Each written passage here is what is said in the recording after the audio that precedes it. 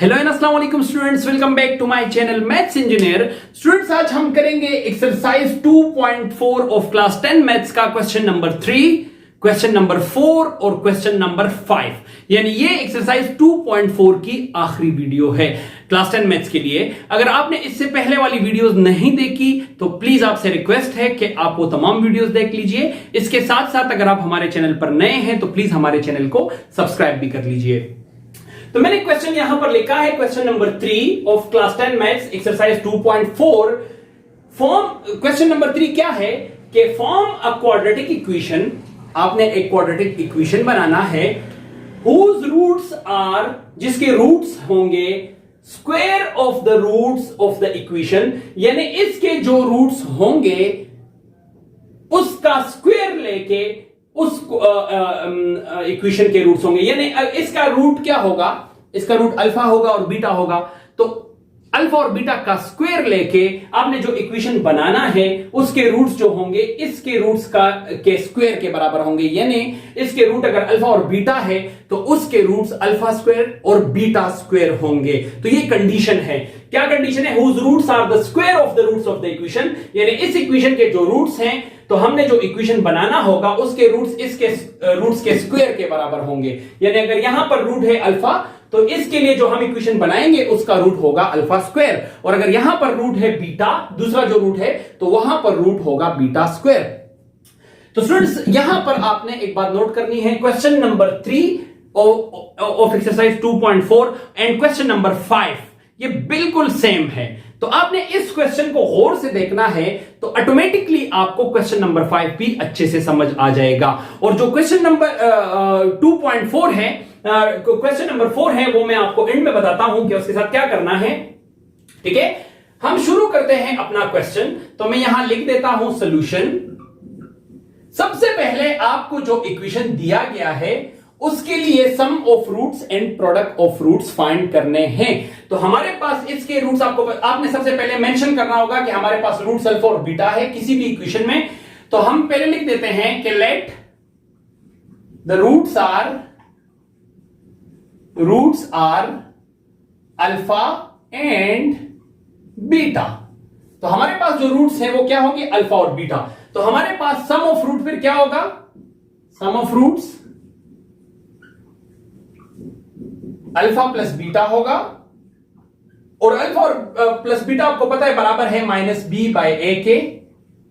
ठीक है, इससे पहले तमाम वीडियोस में हम बता चुके हैं कि अल्फा प्लस बीटा बराबर होता है minus b by A. B जो होता है एक्स का कोफिशिएंट होता है, तो यहां एक्स का कोफिशिएंट बी ही है, तो इसको दोबारा लिखने की जरूरत ही नहीं है क्योंकि एक्स का कोफिशिएंट बी है और ए जो होता है एक्स स्क्वायर का कोफिशिएंट होता है, तो यहां एक्स स्क्वायर का कोफिशिएंट ए है। तो हमें अगर एक्स स्क्वायर के साथ ए की जगह कोई वैल्यू होती तो फिर हम यहां पुट करते, क्योंकि यहां एक्स स्क्वायर का कोफिशिएंट और एक्स का कोफिशिएंट जो है वो सेम है जो हमारे पास इस इक्वेशन में हमने लिख दिए हैं। आपको पता है कि alpha plus beta minus b by a के बराबर होता है, और यहां माइनस बी और ए की जगह कोई वैल्यूज नहीं है, बी और ए ही है, तो हमने इसको एज इट इज छोड़ देना है। तो हमारे पास सम ऑफ रूट्स फाइंड हो चुके हैं, हम इस इक्वेशन के लिए कर रहे हैं। नाउ प्रोडक्ट ऑफ रूट्स आपने फाइंड करना है किसी भी इक्वेशन में। आपने ये सम ऑफ रूट्स और प्रोडक्ट ऑफ रूट्स फाइंड करने होंगे इस एक्सरसाइज के लिए। तो इन दोनों का डॉट प्रोडक्ट होगा, यानी प्रोडक्ट ऑफ रूट होगा c बाय ए के। तो अगर आप क्वेश्चन में यहां देखेंगे तो c की जगह c दिया गया है और a की जगह a दिया गया है, तो इसके लिए भी कोई नई वैल्यूज लिखने की जरूरत नहीं है। तो आपके पास प्रोडक्ट ऑफ रूट भी आ चुका है एंड सम ऑफ रूट्स भी आ चुका है। इस इक्वेशन का काम खत्म हो चुका। अब हम मूव करते हैं अपने रिक्वायर्ड की तरफ कि form a quadratic equation whose roots are the sum of the squares of this. तो इसके रूट तो अल्फा प्लस बीटा थे। अब हमने इन रूट्स का स्क्वायर लेना है, चूंकि हमारा जो रिक्वायर्ड इक्वेशन होगा वो क्या हो, उसके रूट्स इन रूट्स का स्क्वायर जो है, इन रूट्स का जब हम स्क्वायर लेंगे तो वो उसके रूट्स होंगे। तो अगर यहां हमने अल्फा लिया है तो वहां हम क्या लेंगे? अल्फा स्क्वायर, और अगर यहां बीटा है तो हम लेंगे बीटा स्क्वायर, जो मैं बता चुका हूं। Now as given in the condition दिया गया है हमारे पास, द रूट्स क्या होंगे मैं आपको बता चुका हूं, alpha square and beta square. ठीक है। अकॉर्डिंग टू द कंडीशन हमारे पास रूट्स जो होंगे न्यू इक्वेशन के वो होंगे alpha square and beta square. ठीक है जी। अब हमारे पास हमने इसका भी सम ऑफ रूट फाइंड करना होगा and product of root find करना होगा। तो इसका सम ऑफ रूट क्या है? सम ऑफ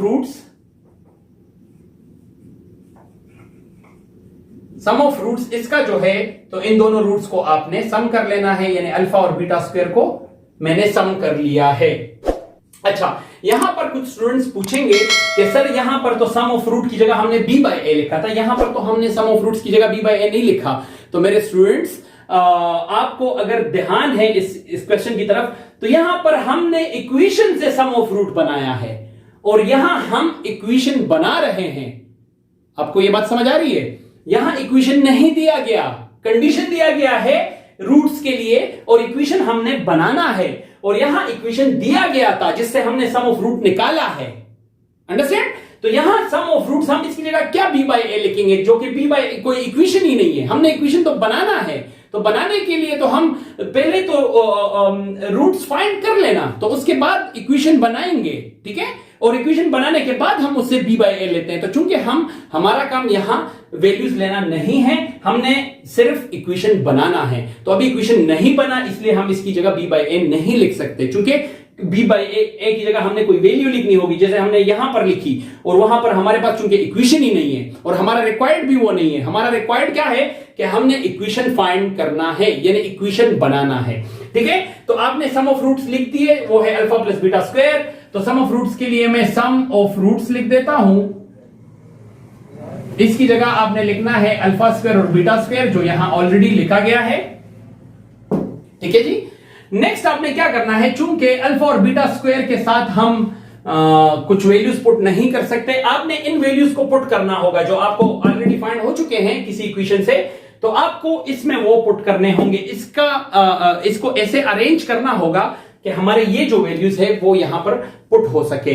तो आपको इससे पहले क्वेश्चन नंबर 2 में मैं बता चुका हूं, क्वेश्चन नंबर 1 ऑफ एक्सरसाइज 2.4 में बता चुका हूं कि आप हमारे पास alpha square plus beta square, हमारे पास एक फॉर्मूला है a square plus b square plus 2ab, जो के बराबर होता है a plus b whole square के। ठीक है, किसके बराबर होता है? a plus b whole square के। तो यहां a की जगह अगर हम अल्फा लिख लें और b की जगह बीटा लिख लें, सॉरी यहां बीटा लिख लें, इसको थोड़ा इरेज कर देते हैं, तो आपको फिर अच्छे से समझ आएगी कि हम क्या करने वाले हैं। ठीक है, और इसी तरह यहां भी अल्फा और इसकी जगह बीटा। ठीक है, alpha square plus beta square plus 2 alpha beta बराबर होता है alpha plus beta whole square के, यानी a square plus b square plus 2ab बराबर होता है a plus b whole square के। तो यहां पर हमारे पास a square plus b square है, तो साथ में 2ab नहीं है। अगर इसके साथ हम 2ab बना लेंगे तो ये हमारे पास a plus b whole square बन जाएगा, और हम ये इसलिए बना रहे हैं ताकि हमारे पास सम ऑफ रूट्स की वैल्यू, यानी ये वाली जो वैल्यू है, ये यहां पर पुट हो सके। तो हम यही करेंगे। हमारे पास 2 अल्फा बीटा नहीं है, तो हमने इसके साथ आप इस तरह लिख देंगे कि एडिंग एंड सब्ट्रैक्टिंग। चूंकि हम खुद से कर रहे हैं तो आपको एक दफा इसको ऐड भी करना होगा और एक दफा सब्ट्रैक्ट भी, ताकि हमारी जो रिक्वायर्ड वैल्यू है उस पर कोई फर्क ना पड़े, यानी रिक्वायर्ड इक्वेशन पे कोई फर्क ना पड़े। तो alpha square plus beta square already था, इसके साथ आपने 2 अल्फा बीटा प्लस भी करना है और 2 अल्फा बीटा माइनस भी करना है। ये इसलिए प्लस और माइनस दोनों करते हैं कि हमारे पास हमारा जो रिक्वायर्ड इक्वेशन होगा वो बन जाए और ओवरऑल इक्वेशन पे कोई फर्क ना पड़े। मिसाल के तौर पर कैसे फर्क ना पड़े, इन दोनों को अगर मैं कैंसिल आउट कर दूं, प्लस 2 अल्फा और माइनस 2 अल्फा बीटा को, तो ये 0 होगा, क्योंकि हमारा जो रिक्वायर्ड है, हमारा जो original form of the equation है वो वही बन जाएगा। तो इसलिए आपने खुद से जब भी कोई वैल्यू लिखनी होगी किसी इक्वेशन को बनाने के लिए, तो एक दफा उसको प्लस में लिखना होगा और एक दफा माइनस में लिखना होगा। इसका मतलब है कि हमने असल में इसके साथ 0 लिखा है, जिसका कोई मतलब नहीं है। तो नेक्स्ट आपका ये जो है ये फॉर्मूला बन जाएगा a plus B whole square वाला। तो alpha plus beta whole square का फॉर्मूला बन चुका है, और इसकी जगह 2 अल्फा बीटा आपने अपनी जगह लिख देना है। यहां सम ऑफ रूट्स में बार बार मेंशन कर रहा हूं, आपने भी मेंशन कर लेना है। तो ये हमारे पास बन गया। अब इसको अगर आप देखेंगे स्टूडेंट्स तो इसमें हम वैल्यूज पुट कर सकते हैं, अल्फा प्लस बीटा की वैल्यू पुट कर सकते हैं। यहां पर हम पुट नहीं कर सकते थे क्योंकि अल्फा स्क्वायर और बीटा स्क्वायर की वैल्यू हमारे पास नहीं है, बट हमारे पास अल्फा और बीटा, अल्फा प्लस बीटा की वैल्यू है और अल्फा बीटा की वैल्यू है। तो हमने अब यहां पर अल्फा प्लस बीटा की वैल्यू पुट करनी है और यहां अल्फा बीटा की। तो आप लिख दीजिए कि पुटिंग द वैल्यूज, जो भी हमारी वैल्यूज हैं उसको आपने पुट कर लेना है। अल्फा प्लस बीटा की वैल्यू है minus b by A, -2 alpha beta की वैल्यू है सी bye A.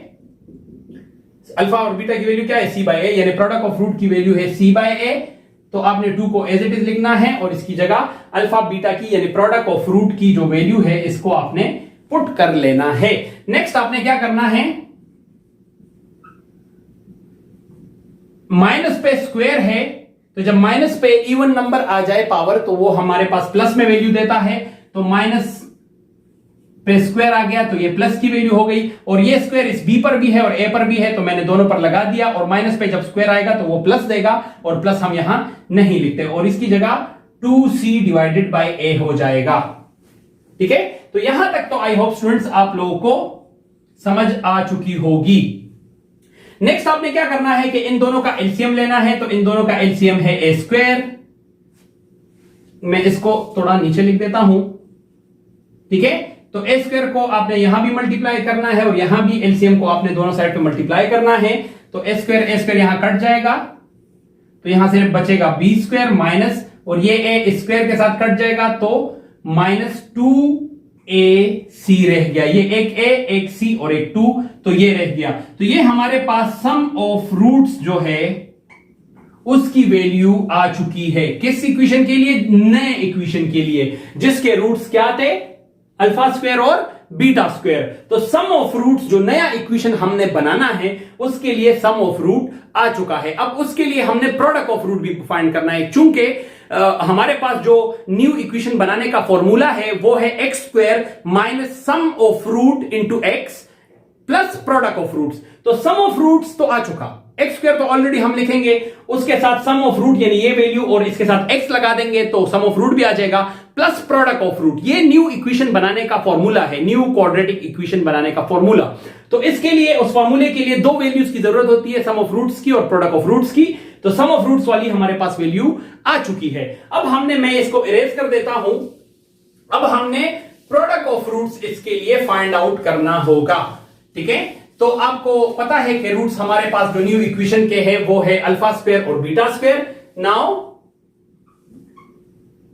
Product of root, new equation की बात हो रही है, तो उसके लिए 2 रूट से, एक है अल्फा स्क्वायर और एक है बीटा स्क्वायर। तो इन दोनों का मैंने डॉट प्रोडक्ट ले लिया, तो इसकी जगह इन दोनों पे स्क्वायर है, तो अगर इन दोनों से मैं स्क्वायर कॉमन ले लूं तो ये कुछ इस तरह बन जाएगा। अब आपको पता है कि प्रोडक्ट ऑफ रूट की वैल्यू हमारे पास है c बाय ए, तो उसको आपने पुट कर लेना है। तो हमारे पास जो प्रोडक्ट ऑफ रूट है, product of root new equation के लिए वो भी आ चुका है। तो हमारे पास सम ऑफ रूट भी आ चुका है और प्रोडक्ट ऑफ रूट भी आ चुका है, सम ऑफ रूट और and product of root. Now अब हमने वो न्यू इक्वेशन, क्वाड्रेटिक इक्वेशन का जो फॉर्मूला है वो लिख देना है और उसमें ये दोनों वैल्यूज पुट कर लेने हैं। तो आप लिख दीजिए कि the formula of quadratic equation और ऑफ मेकिंग क्वाड्रेटिक इक्वेशन, या द फॉर्मूला इज, आप डायरेक्टली भी लिख सकते हैं, एक्स स्क्वायर, ये आपके बुक्स में मौजूद है students, minus sum of roots into x यानी multiply by x plus product of root is equal to 0। इसको मैं थोड़ा मिटा देता हूं, ठीक है। ये हमारे पास क्वाड्रेटिक इक्वेशन का फॉर्मूला है बनाने के लिए। तो हमने एक्स स्क्वायर को एज इट इज लिख देना है, माइनस को एज इट इज लिख देना है। Sum of root new equation के लिए जो बना था वो है, अब ब्रैकेट डाल दीजिए, B square minus 2ac divided by A square और मल्टीप्लाई बाय एक्स है तो इसके साथ ब्रैकेट के बाहर में एक्स लिख देता हूं, प्लस प्रोडक्ट ऑफ रूट, और प्रोडक्ट ऑफ रूट इसका है सी स्क्वायर बाय ए स्क्वायर, या CA होल स्क्वायर। तो ये हमारे पास जो न्यू इक्वेशन है वो बन चुका है। आप इसका आंसर ये भी लिख सकते हैं, और अगर इसको फर्दर आप लोगों ने सॉल्व करना है तो मैं आपको एक स्टेप और भी इसको लेके चलता हूं, क्योंकि आप लोगों ने क्वेश्चन में कभी भी कोई स्टेप जो है वो स्किप नहीं करना होता, क्योंकि आपको हर स्टेप के अलग अलग नंबर मिलते हैं। तो यहां तक तो आपको समझ आ चुका है। अब आप यहां पर देख लीजिए कि एक्स स्क्वायर को एज इट इज आप लोग लिख देंगे, माइनस क्या होगा, b square minus 2AC divided by A square और multiply by x plus C square by A square is equal to 0। ठीक है, तो अब अगर आप चाहते हैं कि ये ए स्क्वायर यहां से खत्म हो जाए, तो आप ऐसा कर लीजिए कि तमाम इक्वेशन के साथ एक स्क्वायर मल्टीप्लाई कर लीजिए, multiply A square to whole equation, whole equation. ठीक है स्टूडेंट्स, तो ए स्क्वायर आपने सबके साथ मल्टीप्लाई करना है। तो जब आप इसके साथ ए स्क्वायर, तो आप इस तरह A square multiply x square हो जाएगा, minus A square B square minus 2AC by A square into x plus C square by A square multiply by A square is equal to 0। क्योंकि 0 की जगह नहीं है तो मैं बोर्ड के कॉर्नर पर लिख देता हूं। तो यहां पर हमने ए स्क्वायर मल्टीप्लाई किया, यहां पर भी और यहां पर भी मल्टीप्लाई कर दिया है। तो ये वाला इस तरह हो जाएगा ए स्क्वायर एक्स स्क्वायर, चूंकि यहां पर कटिंग नहीं होती। ठीक है, ये ए स्क्वायर इस ए स्क्वायर के साथ कट जाएगा, तो हमारे पास बच जाएगा B square minus 2AC into x plus ये ए जो है, सॉरी यहां स्क्वायर है, ये ए स्क्वायर इस ए स्क्वायर के साथ कैंसिल आउट हो जाएगा, तो सिर्फ सी स्क्वायर रह जाएगा और इज इक्वल टू 0। तो आपका जो नया इक्वेशन है स्टूडेंट्स वो बन चुका है। रिक्वायर्ड जो इक्वेशन था वो आपका बन चुका है और ये आपका रिक्वायर्ड आंसर है। तो स्टूडेंट्स आई होप ये आपको अच्छे से समझ आ गया है। फर्स्ट दफा देखने में आपको थोड़ा सा मसला होगा, तो आपसे रिक्वेस्ट है कि आप क्या कर लीजिए कि आप वीडियो को थोड़ा सा रिवाइंड करके एक दफा देख लीजिए, दूसरी दफा देख लीजिए। तो जब एक दो दफा आप देखेंगे तो आपके जहन में उस क्वेश्चन का जो मैप है, जो नक्शा है, वो बैठ जाता है, और जब आप उसको सॉल्व करते हैं तो आपको साथ साथ में वो मैप याद आता है कि इसके बाद हमने ये स्टेप करना है, फिर इस तरह। क्योंकि आपने सुना होगा, क्योंकि मैथ्स को सुना होगा आप लोगों ने कि मैथ्स को प्रैक्टिस के थ्रू ही याद किया जा सकता है, और प्रैक्टिस का मतलब यह होता है कि आपको हर स्टेप उस क्वेश्चन का याद हो जाए। तो आपने क्या करना है कि आप इस क्वेश्चन को एक दो दफा देख लीजिए। इसके साथ ही क्वेश्चन नंबर 3 और 5 सेम है, तो उसको भी आपको दो रूट्स दिए गए हैं, alpha by beta and beta by alpha. आपने इसी तरह फाइंड करना है, फिर उन दोनों का सम लेना है जैसे हमने यहां लिया, और फिर फाइंड आउट करके आखिर में ये दोनों वैल्यूज पुट करके sum of root, product of root and the new equation बना लेना है।